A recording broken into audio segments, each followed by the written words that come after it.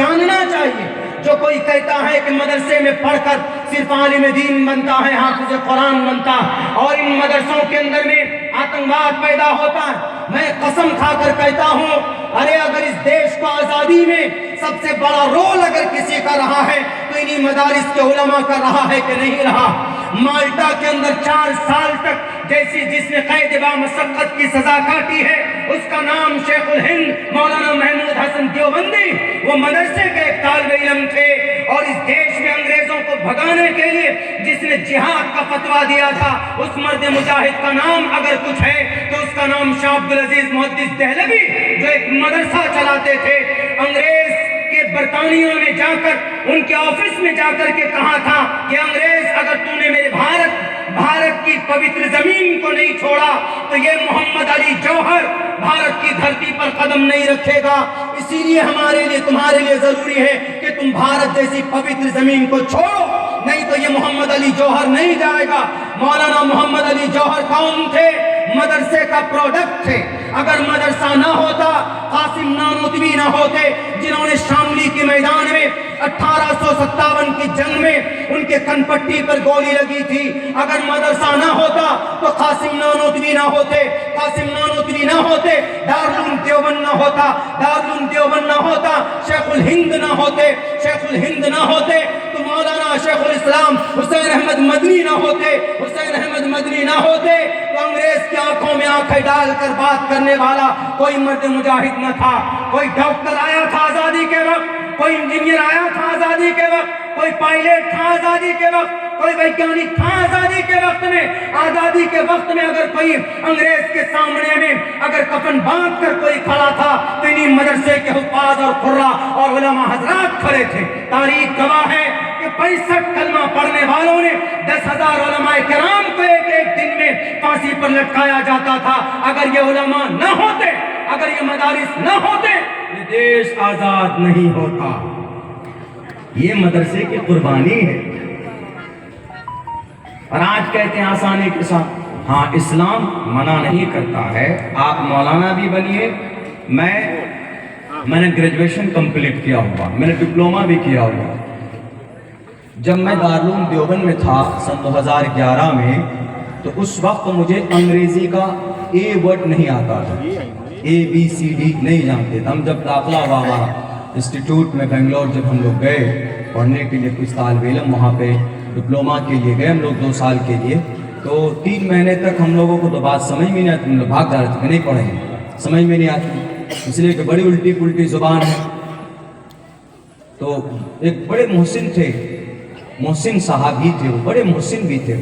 انہوں نے کہا کہ آپ لوگ 3 مہینہ پڑھیے, 3 مہینے کے بعد سمجھ میں آیا تو ٹھیک ہے, نہیں تو چلے جائیے گا. 3 مہینے تک ہم لوگ رہے. انہوں نے 2 سال میں ہم لوگوں کا 1 to 10 یعنی 2 سال میں ہم لوگوں کو میٹرک کرایا. 2 سال ہم لوگوں نے کیا. اس کے بعد پھر پروسیس اور پڑھائی کا چلتا رہا, ہم پڑھتے رہے. تو ہم نے جو کچھ بھی کیا, پہلے حافظ بنے, اس کے بعد پھر حفظ کی روایت 1 سال میں مکمل کی, پھر سبع عشرہ کی تعلیم ہم نے حاصل کی. اس کے بعد پھر مدرسے میں گئے, فارسی سے لے کر پھر دورے تک. اس کے بعد پھر تکمیل علوم, جس کو PhD ان عربک بولتے ہیں دارالعلوم دیوبند کی لینگویج میں, ہم نے وہ بھی کیا الحمدللہ. اس کے بعد پھر تب ہم نے یہ سب ساری چیزیں ہم نے پڑھی. آپ میں سے بہت سے لوگ پڑھ سکتے ہیں, بہت سارے آدمی ایسے, اسلام منع نہیں کرتا, بلکہ اسلام میں تو ایسے لوگ پیدا ہوئے ہیں کہ جنہوں نے بڑے بڑے سائنسداں, بڑے بڑے ویگیانک, ہم لوگ 1 سے لے کر 10 تک جو گنتی لکھتے ہیں, 1 2 3 انگریزی میں جو لکھتے ہیں, یہ عدد کن کی بنائی؟ محمد بن موسیٰ الخوارزمی کی. کون تھا؟ مدرسے کا پڑھا ہے. یہ جو کیمرہ ہے لگا ہوا, کیمرہ, اس کا لینس کون بنایا؟ کون؟ ابن حیثم. کون تھا ابن حیثم؟ مدرسے کا طالب علم نہیں تھا. The Knowledge of Optics کتاب ہے 336 صفحے کے, انگریز کی لکھی ہوئی, پڑھیے اس کو. زمین پر بیٹھ کر انہوں نے جو سولر, ہمارا جو پلانٹ ہے, 8 پلانٹ ہے نا, ان میں سے جو 8واں ہے, جیسے چندرما ہے, سورج ہے, جوپیٹر ہے, وینس ہے, مرکری ہے, ان میں جو وینس پلانٹ ہے, وینس جو ایک گرہ ہے, اس گرہ کو کھوجنے والا ابن حیثم ہی تو ہے. केमिस्ट्री का बानी कौन? केमिस्ट्री स्कूल में पढ़ाया जाता है, इल्म कीमिया को बदल कर केमिस्ट्री कर दिया। इस केमिस्ट्री का बानी कौन? जाबिर इब्न हय्यान। जड़ी बूटी दवाई जिसको ऑर्गेनिक इंडिया बोलते हैं, ऑर्गेनिक दवाई, उसका बानी कौन? जुनैद बगदादी। किताबुल अदविया नाम से 500 दवाइयां हैं उस किताब में। तो इसका ये मतलब नहीं है कि कुरान पढ़ने वाले सिर्फ मौलाना और हाफिज और कारी होते हैं। अलग बात है कि 1842 से सेशन अलग कर दिया गया, वरना कुरान पर कोई एतराज ना करे कि नहीं जनाब आपके कुरान में तो मारो काटो पीटो। ये एक नफरती एक साजिश है। एक जगह पर हमको लिख कर दिया गया कि मौलाना इस कुरान करीम की इस आयत पर बड़ा एतराज होता है, जरा एक्सप्लेन कीजिए। तो हमने समझाया, इसीलिए कहा गया कि पढ़िए, पढ़ना जरूरी है, धार्मिक शास्त्रों को भी पढ़ना जरूरी है, एक दूसरे के धर्म को भी जानना जरूरी है। उन्होंने लिखा था फकुलू मिम्मा गनिमतुम, इसका तर्जमा पता क्या किया था? इसका तर्जमा यह है कि गनीमत के अमवाल को आप खा सकते हैं। गनीमत का माल आइए आ सकते, अलाउ है, जायज। गनीमत का माल क्या है? लूटना नहीं। पहले जमाने में ऐसा होता था तो दो बादशाहों में लड़ाई होती थी, जैसे महाभारत है, जैसे रावण का लंका है, अंधकासुर की लड़ाई है, और दुर्गम राक्षस की लड़ाई है, जंग बद्र, जंग उहद है, ये सारी चीजें लड़ाई होती थी तो एक बादशाह जीतता। तो जो जीतता था, हारने वाले बादशाह के टोटल की चीज का मालिक होता था कौन? जीतने वाला बादशाह। तो अब जो जीतने वाला सामान मिला है उसको गनीमत का माल बोलते हैं। तो उसके लिए कुरान में ऑर्डर दिया गया कि भाई उसको तुम खा सकते हो। साहबा को ऑर्डर दिया गया, इजाजत दी गई, आप खा सकते हैं। लेकिन इसमें नफरत साजिश क्या की गई? साजिश ये की गई फकुलू मिम्मा गनिमतुम। अब तर्जमा ये किया जा रहा है हिंदुओं का माल लूटो और खाओ। कितनी बड़ी जाती है वो कुरान, जिसके एक जबर और जेर को बदला नहीं जा सका, उसमें माने में देखिए कितनी बड़ी वो कर दी। अब हमारे जो नौजवान तबका है, हमारे सनातन धर्मी भाइयों में, हिंदू भाइयों में, वो तो देखेंगे अच्छा कुरान की आयत का ये मतलब है, ठीक है हम देखते हैं, उनका खून गर्म हो जाता है। नौजवानों का तो खून गर्म होता है, हिंदू में भी मुसलमानों में भी। अभी हम आसाम में गए थे जलसे में, तो 5-6 गाड़ी लेकर आए लेने के लिए वो लोग। अब कुछ नौजवान तो ऐसे थे एकदम बिल्कुल जोश जोश में, पता तकबीर कैसे लगा रहे थे? लड़ाए तकबीर। मैंने कहा लड़ाए तकबीर क्या? जोश में ऐसा लगा देते। यही आपके उड़ीसा में, अल्हम्दुलिल्लाह उड़ीसा की मेहमान नवाजी बहुत मशहूर है। हम लोग दूसरी जगह पे चर्चा करते हैं, लेकिन जब से चर्चा करने लगे तब मेहमान नवाजी घट गई, इसलिए अब नहीं करेंगे।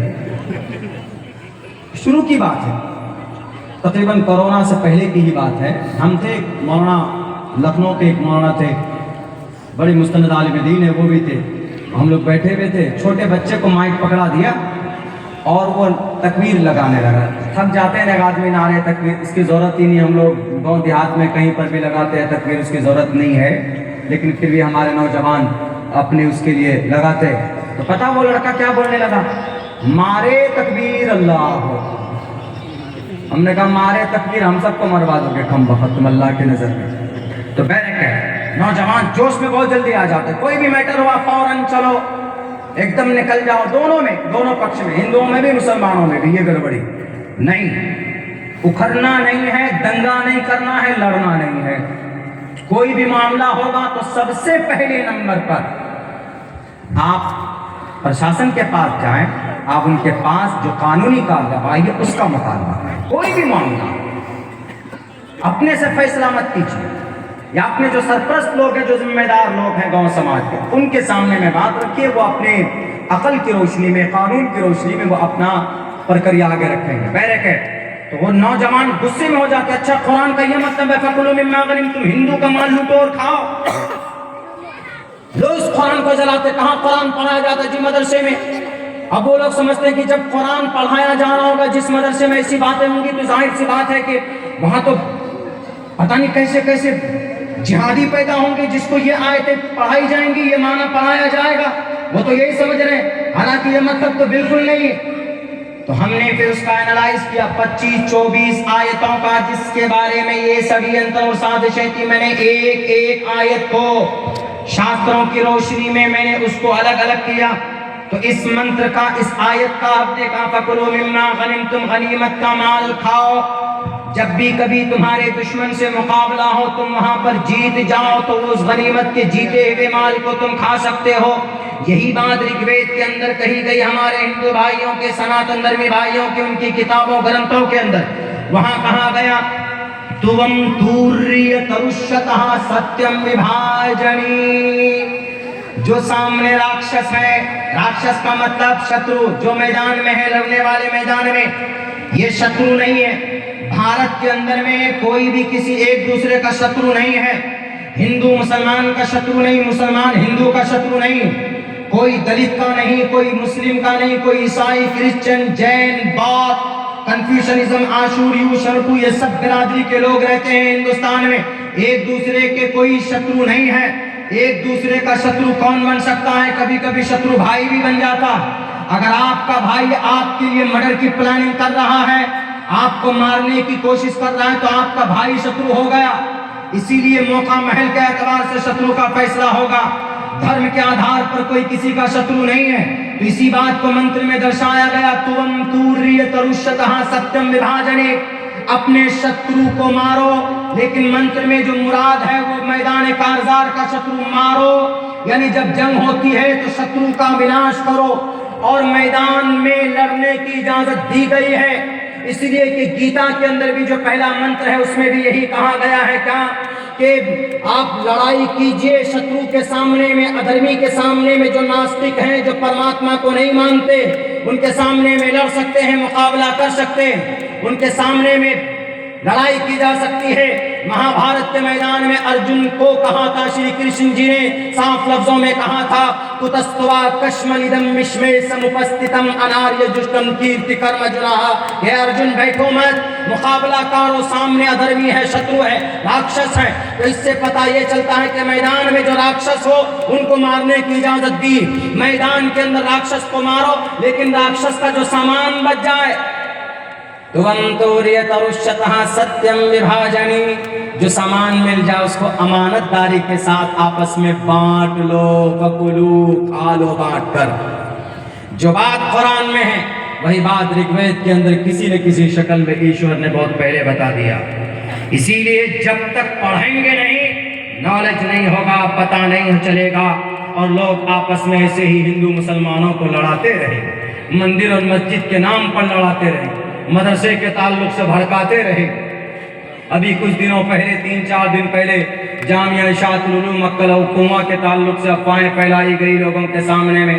وہاں کے حضرت محتمم صاحب کو، مولانا غلام مستانوی صاحب، مولانا حذیفہ مستانوی صاحب، ان لوگوں کو کس طرح سے خیر ٹارگیٹ کیا جا رہا ہے. یہ سب باتیں بالکل غلط ہے. مدرسہ ہے، مدرسے میں صرف ایک ہی مقصد ہے کہ اللہ کا جو قرآن ہے ہم اس کو سمجھ جائیں، اللہ کی جو شریعت ہے ہم اس کے مطابق اس کا جانکار بن جائے، اور ہم کیسے لوگوں تک اس کی بات کو پہنچائے. مدرسے کا صرف یہی مقصد ہوتا ہے. اگر کسی مدرسے کے اندر میں کوئی اس طرح کی باتیں پائی جاتی ہے، پہلی بات تو ہوتی نہیں. الحمدللہ میں مدرسے میں پڑھا. I have spent 14 years completely. ہم نے 14 سال مدرسے میں گزارے. 14 سال کے اندر ہم نے تو یہی دیکھا ہے، جب بچہ حفظ کرتا ہے، جائیے مدرسے کا سسٹم دیکھیے.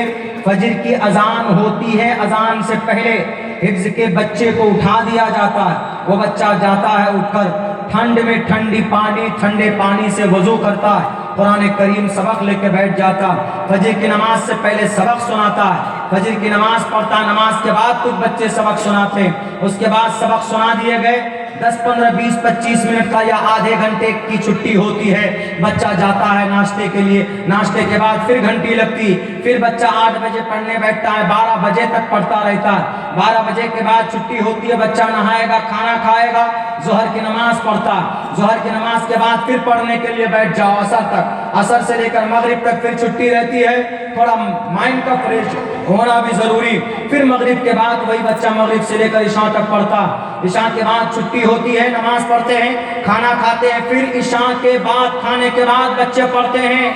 ہم لوگوں نے پڑھا ہے رات کو 11, 12 بجے تک، تب چل کر پھر رات کو 11 بجے سب بچے سوتے ہیں. پھر اگلے دن کی ترتیب یہی ہوتی. یہ نظام ہوتا ہے مدرسے کا.